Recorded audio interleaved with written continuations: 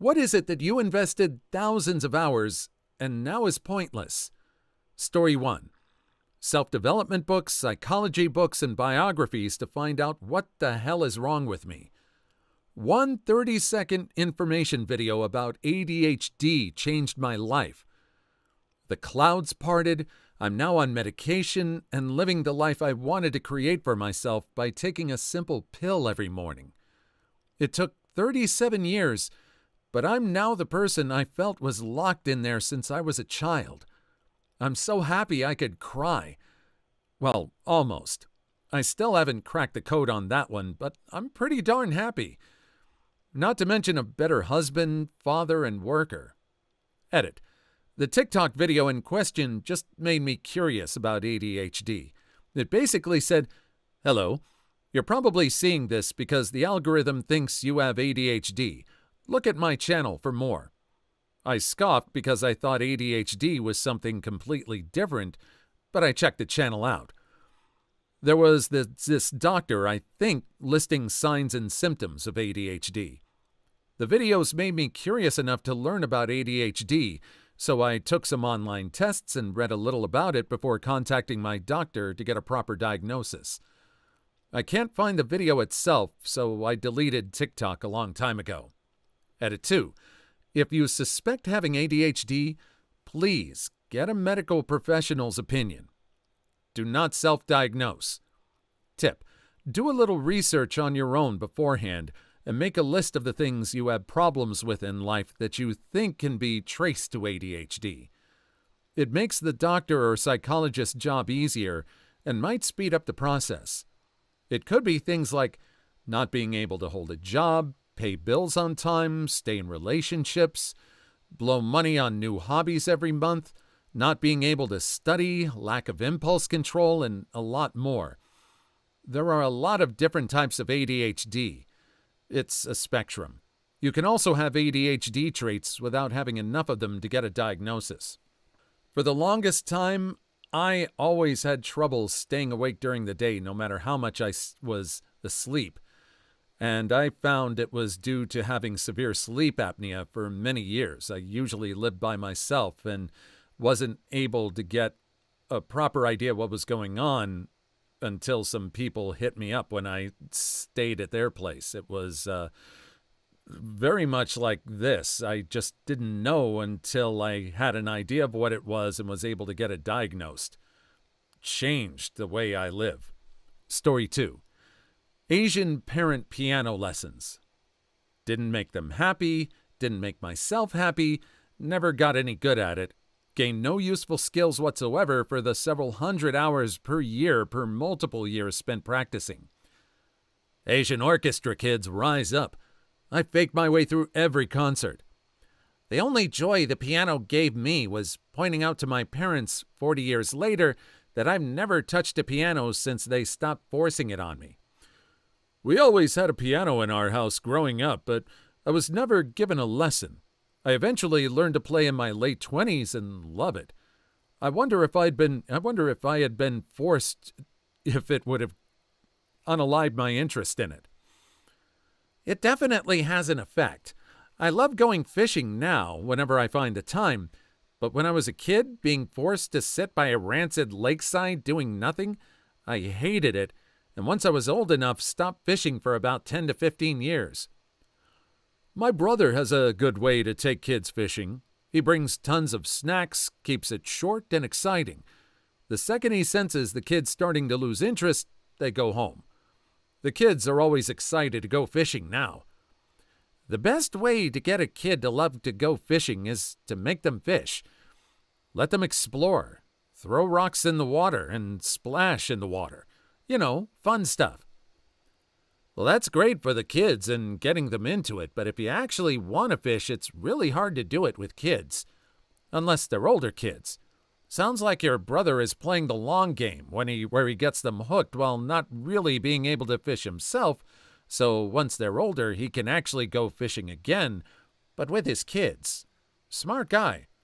I was never one to be able to afford piano lessons when I was younger. I sang a lot in high school, but It was around that time that synthesizers started to get popular, and I started to explore electronics on my own. Took a few piano lessons to learn a bit about how to play, and I was able to get into it myself. Story 3. I managed to accidentally wipe the drive that held all my work. I'm a semi-professional game dev. There were 10 years worth of meshes, materials, and code. It's been 10 days. I've just been in a sort of state of shock, having tried and failed to recover the lost files. Everyone who reads this, go back up your data now. I'm so sorry to hear this. Edit. Thanks for the gold. And remember the 3-2-1 rule. 3 backups, 2 formats, 1 off-site. 2 formats? I have 3 drives and keep 1 off-site, but what do you mean by formats? I'm just a dude that doesn't want to lose pictures and home videos, so maybe that's more of a work thing? Like DVD, external drive, cloud storage. I've been through several major floods and a house fire. Every bit of evidence of my childhood is gone. I also had a situation similar to the above commenter where my entire portfolio of writing was lost. Now I'm vigilant about backing up anything that matters. One is a hard drive buried in a cemetery. The other is a flash drive in your prison wallet. I will say this. Back up your stuff. Maybe look into investing in some sort of cloud storage, but have another form of backup. And definitely upgrade your drives every once in a while. I always have to upgrade, especially now that I'm doing video, because I keep getting more and more data. Story 4.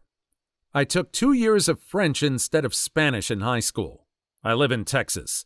I live in Massachusetts, and I still should have taken Spanish instead of French. But at least whenever I go up to Montreal, I can order my food in my terrible French and show everyone I'm an American immediately. Same here. My favorite was when I was in Paris and I ordered in French, and the waiter just responded in English.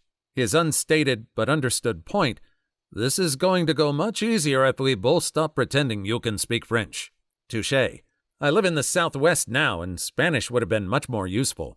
I was emailing with a French company regarding potential partnerships, and around the time of the 5th exchange, they said that they agreed with the general terms, and we should now switch to English to negotiate the final contract terms. 100%. We spent a year in Paris. My wife and kids were furiously studying French in the lead-up, for 2 years, and I meant to get around to it, but didn't. I was there and otherwise just going to be a tourist, so no pressure on me. Pretty much everyone spoke English far better than we spoke French. In the end, I barely spoke anything but English while in the city. The French seemed particularly unwilling to hear their language mangled. I'm French-Canadian, and they were responding to me in English in Paris. I was like, the hell? Well, shouldn't that be le hell? Well, I remember traveling with someone from Quebec for a few days while in Amsterdam. He hated his experience with Paris because the locals acted like they were disgusted by his French. Yes, it's exactly how it felt. Only experienced it in Paris, though. The rest of France was normal. Story 5. Not ours per se, but lots and lots of money. When I was a kid, CDs were king. This was also back when a typical CD was like $16 at Sam Goody, etc. I'd mow lawns in my neighborhood 4 hours on a weekend and get $10 each, which was good for about a dozen albums a month. My parents also gave me lunch money for school, $2 a day, which I pocketed for another album a week. So basically, I sacrificed nutrition and my weekends for the entirety of my middle school/early high school years to build up a massive album collection that was the envy of all my musician friends. It was glorious. I thought for sure this would be the crown jewel of my adulthood and that I would pass them on to my kids someday. And then when the iPod/iTunes came out, it was all pointless. I see your point, but I'm sure you discovered some really cool music from it. Plus, you had access to a big library once you could rip CDs. I bought my first CD on a whim because of a song I heard on the radio, and if I had waited to get into music later, I probably would have missed out on some good tunes in my formative years. Plus, buying CDs supported the bands you liked and helped finance the music scene. It's not all in vain, my dude. Story 6. Indigenous knotting. I used to be able to make the most beautiful dresses, armors, and regalia using traditional knotting and beading techniques. Broke my arm about a decade ago, got fat, and got arthritis. Now my hands don't even work well enough to teach the next generation how to do it. I do beadwork. Very, very poorly, but I do it. As I've learned how to do it, I've learned there's going to be next to no reason if I'm never better than now. I've never even finished a piece. Why do I keep doing it? There's another whole generation down that my ancestors made before our bloodline stopped beading. My dad taught me. My aunt taught him. My grandma taught my aunt. I can teach my kids, and they may absolutely suck too.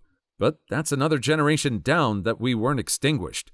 I feel proud knowing what my great-grandpa went through in the residential schools, even though our language is next to lost. We still have something passing down. I'm awful at beading. Me and my dad have both never completed a piece. But my dad made me a beading piece and he got my grandma's. That itself serves a purpose to me. Don't think of it as lost. Think of it as another generation forward. Do you have any pictures of your work? I'm curious to see. It sounds fascinating. This sounds like fascinating work. So much of what I do, like music and graphics and everything, all gets tied to translated to digital data.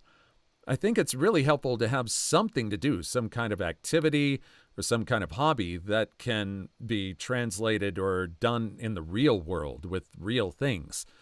I believe it's the exact definition of touching grass. I think that needs to happen. Story 7. I got an aviation degree because it used to be the only way you could qualify to become an air traffic controller. The age cutoff is 30, and I graduated when I was 29. Well, they decided to restructure the hiring process mere months after I graduated and canceled all hiring panels for 2 years. I aged out and now have a frustratingly useless degree that I still pay student loans on. Edit. First, thank you for the huge response. This happened about 11 years ago. I am making a lot of money doing something I love in another industry, so don't worry about me. It was devastating at the time, but I'm content in what I'm doing now. Had to edit that again because of all the people who are negative about hearing everything happens for a reason and living my best life. I'm happy and successful, and if you can't live with that, go be negative somewhere else. To answer the most common question here, why is 30 the cutoff age? This is a very high-stress job that requires you to have a sharp mind at all times. It's like playing a mathematical puzzle that unalives 300 people if you botch up. They offer/encourage retirement with a pension at 55, but you need 25 years of service to be eligible. Hence, the oldest you can be to start the job is 30 years old. This is so painful. I'm sorry. That's a strange one because I'm 28 now and I'd have to say my mind is more set on work now. I didn't give a care about anything even 5 years ago. Story 8. I spent over a decade learning how to draw, studying design techniques, etc. Tried to work as a professional designer and illustrator, and it was terrible and made no money. Now I'm a software developer. Every once in a blue moon, it's useful for making graphics, but really just pointless. I'm an engineer. We're not exactly known for our artistic inclinations, but we do use figures and sketches a lot to convey ideas. Most of us do fine with our chicken scratch diagrams during meetings, but I had one boss who was at a whole other level. He could draw clear, neat isometric views of things upside down so that the person sitting across the table from him could see it. It didn't exactly make him elite, but it sure did help with communicating his ideas. As another artist who doesn't make his money from his art, you're not just learning to create pretty pictures, you're learning how to see, how to observe the world and make connections between things that aren't readily apparent. It's reorganized your brain in ways you might not be totally aware of yet. 10 years is a lifetime. Drawing is an amazing skill. Indeed, and a great hobby, if not a side hustle. That's not time wasted at all. Please like and subscribe if you've made it this far. I hope you'll enjoy the rest of the video and have a wonderful day. Story 9. This is the life of a geneticist. The field moves quickly with the technology and techniques, but they are all very complex and difficult to learn. More than once in my life, I have poured myself into a specialized skill to be the best in the building, only to have that skill be obsolete the next year. It never feels that bad, though, because the replacements are almost always faster, easier, and get you better results, or else they don't really take off. My mentor wanted me to take 3 years of residency to go to the States and learn a very special technique of medicinal substance delivery. I didn't go. The technique was irrelevant a couple years later. Just curious, was it an inhaled insulin? It was a bong with Mountain Dew as the water. Well, that technique is still relevant in my world. We've moved on to Baja Blast, actually. Story 10. I got a BS in biochemistry, then drove a forklift for 14 years. Now I'm an electrician. Whoop whoop! Fellow biochem graduate, I earn $12 an hour in a lab after working in wastewater. I do budgets now. I should have never done that. There were other ways to get to medical school that I clearly couldn't pursue because I did so poorly in the undergraduate degree. Same. Started at $11, worked my way up and out of the analysis part of the lab. Reached the highest I could get at the lab. Project manager, and topped out at $18 an hour. Now, my role mostly involves accounting. All y'all are reporting that back to your universities, right? Mine emails what feels like effing 6 months like, "Hi, how are you? What is your job? Please tell us so the students have something to hope for." And it's sad to hear that the people I considered as going big places are struggling that hard. I also wish colleges would teach you how to do a general career change, because that would be so nice to know right about now. Story 11. Prepping. If nothing apocalyptic ever happens. All my prepper friends can't cook. Invest time in cooking, preparing food, smoking, and grilling. It will not be a waste of time. And if you ever need to cook without electricity, you'll be the king. I watched a prepper show and saw their bunker, and we can feed 120 people for 6 months with what we have down here. Me with 2 decades of cooking experience. Not with that electric 4-burner, you're not. Prepper shows are rife with people who don't know what the hell they're doing and are LARPing as Mad Max rebels. I'm not a prepper, but even I know that you're not going to survive in your haphazard repurposed septic tank bunker that relies on electric airflow and isn't watertight. Most of them have never even been camping outside an RV. Story 12. When I was 20, I got a job at an up-and-coming tech company. 6 months later, they went IPO in a big way, and I was worth $2 million on paper. 6 months later, and the stock tanked, before I was legally allowed to touch the shares. I read a profile in Wired years ago about some 20-something kid who was a zillionaire on paper. He personally owned the URL business.com back when URLs were hot, and he was offered $400 million for the URL and turned it down. Then tech crashed, his company burned, and he was literally flipping burgers riding out the shareholder suits. Deity, damn, that's painful to read. You'd spend the rest of your life regretting that. Yeah, Wired at the time always hero worshipped those little tech bro snots. It was gratifying to see at least one get pie in the face. Story 13.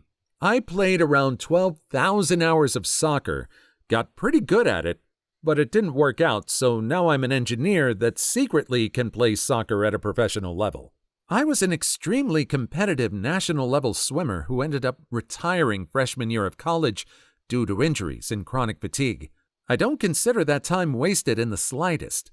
Life is about collecting experiences, and there are still many skills from that time that help me today. I'm still athletic and swim laps for fitness, and I've been getting more into weights. I can free dive once or twice a year and have a great time with my boyfriend who does scuba. I have a mermaid tail and want to get into more mermaid swimming. Being a strong swimmer is never a wasted skill, and achieving a high level in any sport will translate into success in other areas of your life. Fine-tuned coordination, additional muscle development, and increased aerobic capacity will probably pay dividends for life. I wouldn't call those 12,000 hours pointless. Story 14. Being a decent, hard-working employee for a large multinational corporation. Everyone is replaceable. Even me. My boss, co-founder. I made that mistake once. It took me 3 years to realize it had no future, then I left. It could have been worse, I guess. The pay was bad, the workload insane, and every single management position that opened, they hired from outside the company. There was no motivation whatsoever to stay there. Same. Laid off after 13 years while 8 months pregnant. My husband was just laid off from his company after 13 years. No cares given. Just a meeting out of the blue telling him it was over. 2-week severance. Such hogwash. I'm sorry this happened to you, especially being pregnant. Story 15. World of Warcraft. I haven't talked to any of my old guildmates in years. I got server first terminations and worked my butt off to be the top of my game, and it means next to nothing. I look back on the time I spent fondly and wouldn't trade the experience for anything, but it really does get to me. Glad to see this. I was coming out to say it, although I quit smoking cigarettes the day I started World of Warcraft, and I'm currently sitting on 15 years sober as of an 8 out of 8, so it wasn't a waste for me, really. And lots of my guildmates are on my Facebook, and I do have some great memories. Edit. Quit day and date I started WoW. 8808 is not a progression number. Story 16. I have a bachelor's degree in astronomy from one of the world's best universities. I now work as a software engineer. I have a master's in molecular biology and work as a pizza man. Got my bachelor's in molecular biology, saw the field, ended up getting a second bachelor's in mechanical engineering. Master's in archaeology checking in. Master's in art history. I figured I wasn't going to be able to retire anyway. I might as well spend my working life doing something that interests me. That plan has not turned out well. Story 17. I know all the tricks to make a website look as good in Internet Explorer 6 as in Chrome, Safari, or Opera. Oh, I feel your pain. I also know how to make emails look identical across a huge number of clients, which is actually more difficult, yet feels equally pointless. Hey now, before I actually learned the hellscape of Outlook compatibility, our app's emails in that client at best look like scams. At worst would delete important functionality, links, generated data, etc. So not pointless. That said, writing email compatibility makes me feel like a coding caveman. Story 18. I spent half my Army career in various schools learning to repair nuclear missiles. Now I'm doing desktop support and teaching the new guys how to install printers remotely. If one of the new guys gets ticked off at a printer and launches it across the room, you can teach them how to fix it. You may get charged with a horrific crime, and rather than face a trial and imprisonment, you flee to a third world country. That country's dictator may trade you protection from extradition in exchange to maintain their recently acquired black market nukes. Story 19. RuneScape. But it's been pointless since day one. My friend just 99'd every skill on Iron Man. Unbelievable waste of time. Unbelievable waste of time? You have no idea how amazing it feels. For at least 10 minutes. What do you mean, waste of time? Now he can play the game. Story 20. Reddit. My primary source of entertainment. To be honest, I stay completely away from the vile areas of Reddit and Quora, and Redditors have made me laugh harder than any joke, movie, or play I've ever seen. There are some brilliantly funny people that post here, and quick. Story 21. Minecraft. From 2011 to probably 2018, 2019, it was like my go-to depression game. When my depression got bad, some days I'd play for 12 hours. Built a whole huge city with districts, multiple tall buildings, rail system, a mob zoo, etc. I kind of miss it sometimes. It may be pointless, but if it gets you through the day, then I consider it useful to take care of yourself, even if it includes a couple hours of coping. Story 22. It took me 8 years to get my chemical engineering degree. I've never worked a single day as a chemical engineer. I'm a data analyst now. Reminds me of the guy that told me he had paid over $100,000 for an undergrad chemistry degree, and that the only thing he used it for was his pool. At least he can afford a pool. Story 23. My marriage. The leading cause of divorce is marriage. The statistics are staggering. A record 100% of divorces begin with marriage. Something to think about. Story 24. Sorting and organizing my MP3 collection. Hell, the pain is real. Had to make it easy to find in Winamp. It really whips the llama's posterior. Please leave your story in the comments. I would love to make a video on them in the future. Also, don't forget to like and subscribe.